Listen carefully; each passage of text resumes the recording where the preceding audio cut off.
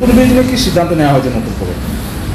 নতুন ব্রিজ নিয়ে এনএইচ যে ব্রিজের কাজটা করছিল সেটা পুজোর আগে থেকে যেটা ওরা ব্লক নিয়েছিল সেটা হঠাৎ করে মানে অতিরিক্ত বৃষ্টির কারণে যে ফেরিঘাটটা যখন ভেঙে যায় তখন বাধ্য হয়ে তারা সেটাকে কাজটা বন্ধ রাখে এবং তারপরে এবারে যেহেতু এখন আর বৃষ্টির সম্ভাবনা নেই এবং আমাদের ফেরিঘাটটা পুরোদমে চালু হয়ে গেছে, তার জন্য ওরা ডিএম অফিসে জানায় এবং ডিএম তাদেরকে অর্ডার দিয়েছে যে 1 মাসের মধ্যে কাজটা শেষ করতে হবে। সেটা 15ই নভেম্বর থেকে 14ই ডিসেম্বরের মধ্যে।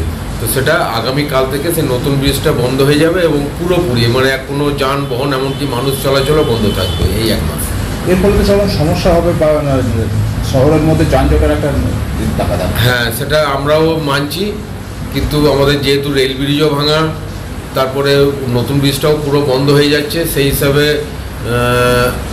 কোনো রকমে আমাদের এই 1টা মাস আমাদেরকে পার করতে হবে। তারপরে আবার নতুনভাবে যখন ব্রিজটা খুলে যাবে তখন তো আর কোনো সমস্যাই থাকছে না, তখন সমস্ত গাড়ি ঘোড়া সব কিছুই আবার আগের মতো যাওয়া আসা করবে।